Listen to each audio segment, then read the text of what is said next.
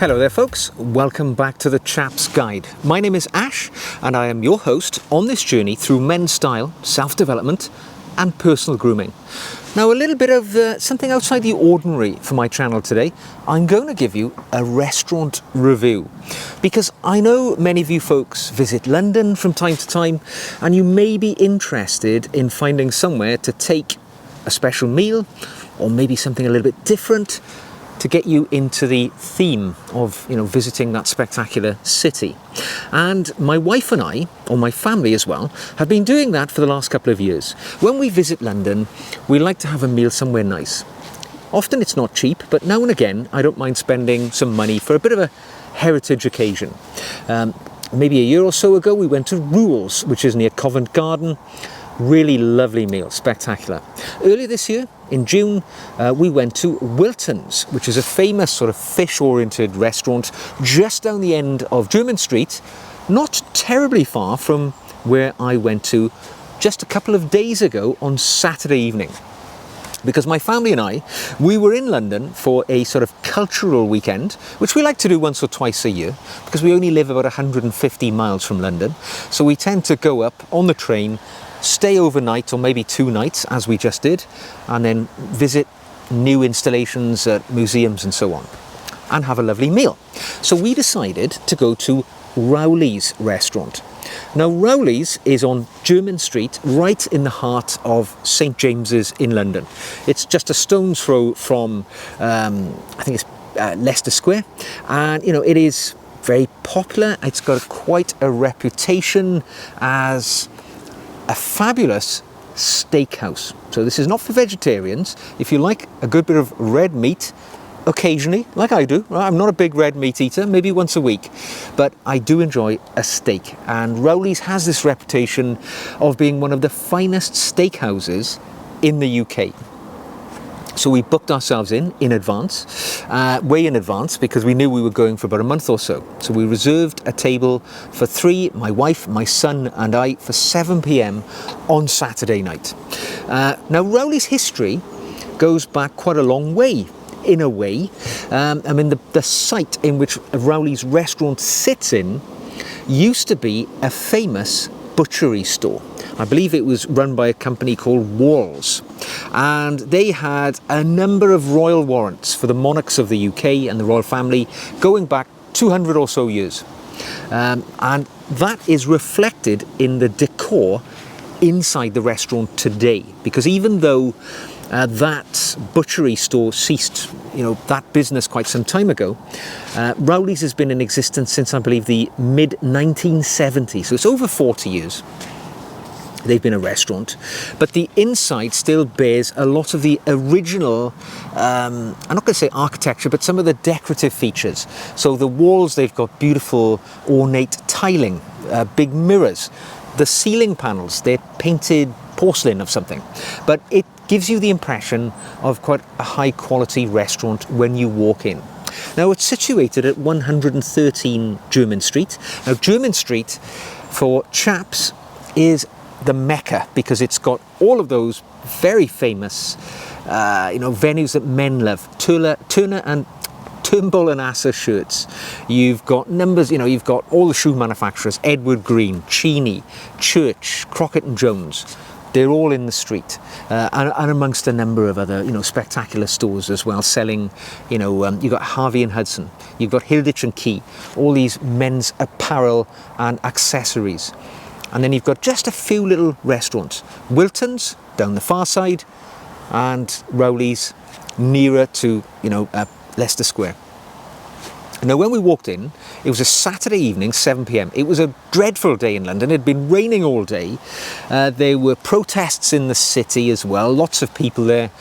So we were half thinking it's going to be really busy in the restaurant. But we walked in to find it, I'm going to say 2/3 empty. There weren't that many tables actually occupied for 7 p.m, which I would guess probably a peak time for a meal sitting. But we walked in, and the initial impression you get is of a very clean. You got this sort of ornate, decorative sort of, as I say, the tiling on the wall, crisp white tablecloths. The furniture itself the tables and chairs, they are quite basic, laid out in basic sort of lines, but it's what you expect from a steakhouse. We're not talking, you know, a la carte, Michelin-starred restaurant. We are talking hearty grub. So we took our seat, and I have to say the staff were very attentive. They served us immediately, you know, bringing us drinks, bringing us the menu.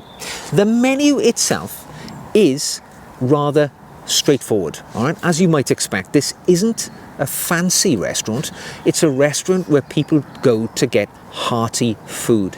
So although there was everything on there, you know, you could have all of your basics, it was rather simple, basic food, and that suited us down to the ground. We'd spent the whole day walking around, and we wanted to fill our stomachs with good energy food, which was ideal for us.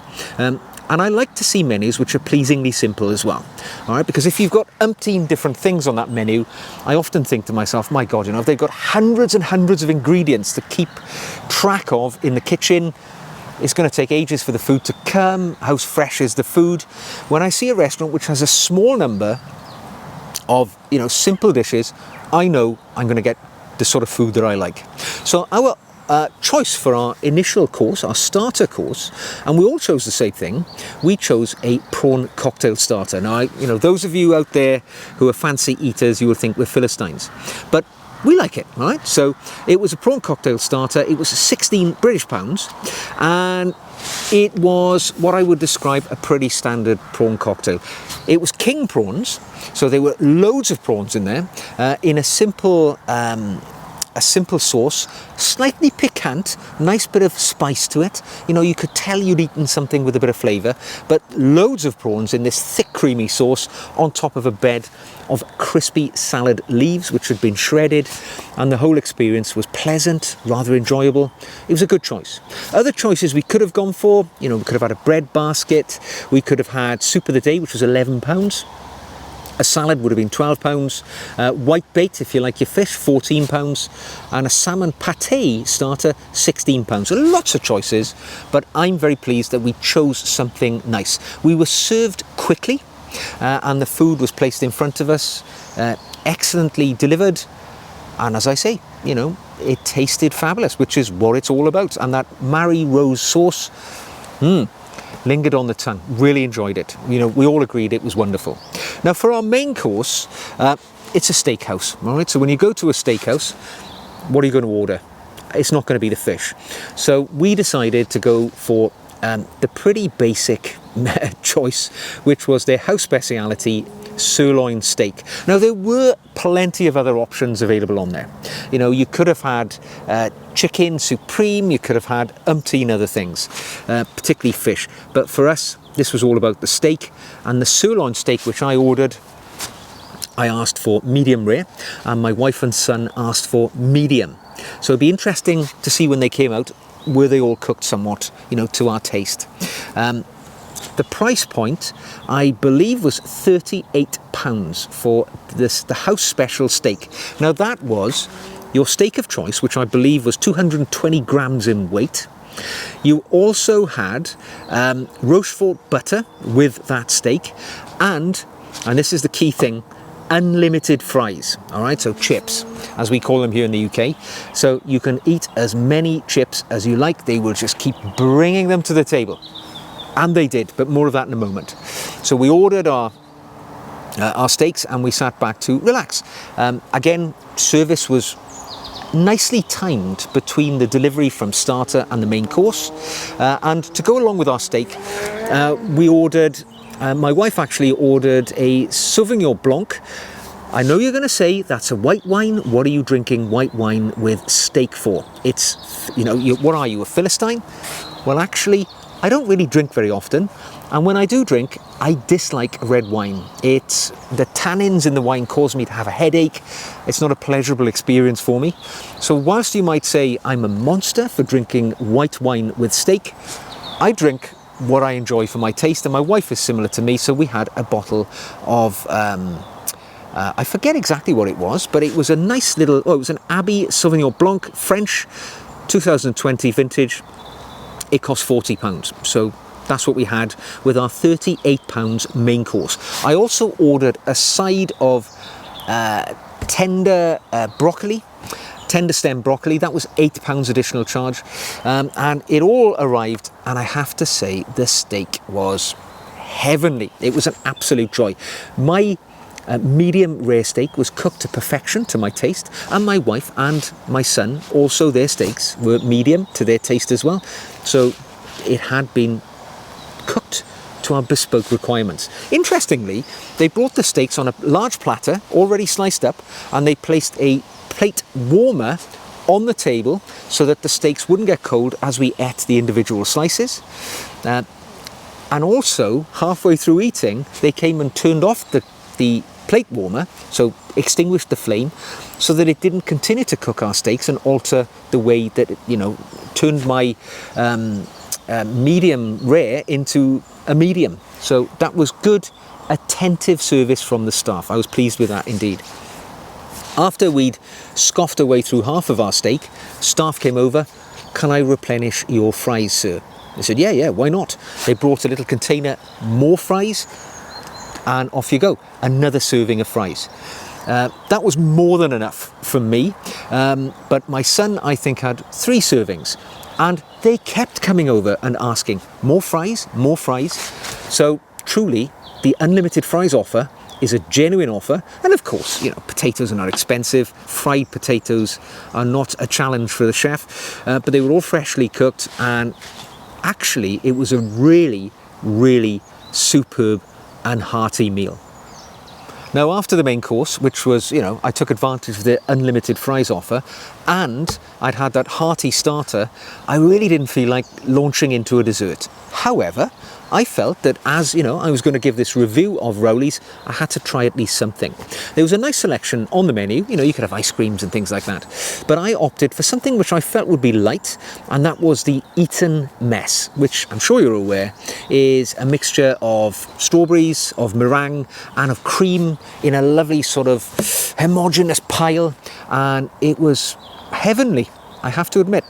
I only ate half of mine because my wife had the other half because she chose not to have a dessert, and then when she saw mine, she dug in and assisted me with mine, shall we say that. My son also had an Eton mess, which he annihilated straight away. Then following that, I had a coffee, a latte, which was equally fabulous as well. So all in all, it was a really good meal. My overall observations. Okay, so, and I think I should say that the Eton mess, I think, was £8, and the coffee was about £5.